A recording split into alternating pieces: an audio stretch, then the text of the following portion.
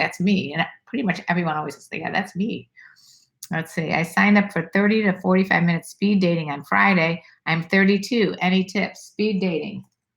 I would say my main tip for anybody is you're going to have a limited amount of time to make, especially with, it says 30 to 45 seconds.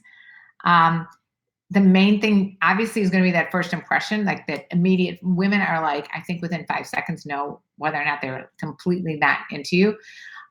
So if you're going to do that, just make sure that those opening things that you say are very witty, maybe, just like if you have a funny sense of humor, use it, not nagging, by the way. But like if you have a funny thing to say, use it. If you have something that you want to ask her, use that. Maybe you could say, obviously she's there doing the same thing you're doing and saying, I've asked the same question every time. I'm hoping that you're going to give me the best response, and see what she says to a question about like, what are you most passionate about, or something like that. I would say ask her a very intriguing question from the get-go, and make sure that you stand out from everybody else that's saying, oh, what do you do for a living? Those kind of questions are probably worthless. I'm sure that they'll be offered later on. Your age really doesn't matter. It's like if you're 32 or whatever, I'm sure that you're in a good place. Let's see. Do you think the age gap really matters? Luke, I'm concerned she might not take me seriously and view me as more of a toy boy than a serious relationship. So Luke, I'm writing this book right now about the secrets of dating older women. And one of my chapters is all about the fact that it is a very viable relationship. I've been in the relationship with a younger guy for 10 years. And no, it's actually not at all a problem.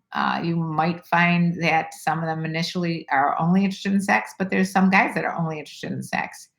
It works for some people. Let's see. Zytel test. I don't know what you guys are testing, but if you want to ask me a question, ask me a question. Let's see. So yeah, Luke, I think just getting away from that mindset of I'm a young guy and she's not going to want me. You have to switch all those negative thoughts away.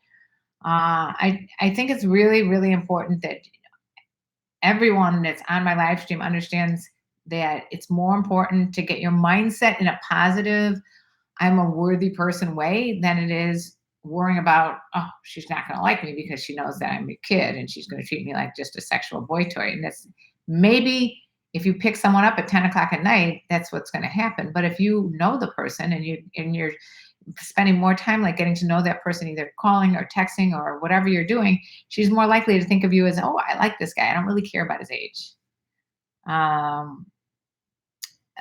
So back to the question that Paul asked initially about why do women overanalyze relationships? Ari, who is another female, my little moderator here on YouTube, also would agree that women are more wired that way to overanalyze stuff. We look at texts. That's why I don't even like texts that much. We look at a text and we might reread the text like 20 times. Like, what do you mean by this? And talk about it with our friends. Like, what do you mean by this? It's not playing games. It's just for some reason we all overanalyze things. And it's just, again, it's the women are from Venus, men are from Mars thing. So no, I don't think the age really matters. I mean, the real astrology, not the watered down stuff, Bryson. No, real astrology is cool. Get into it. If whatever you're into, I mean, people love it that you're trying to get to know them better, and that's a good way to get to know them. Like, I honestly think that I couldn't date certain zodiac signs just because I know how they don't think they're not compatible with me. It's 6 minutes with 30.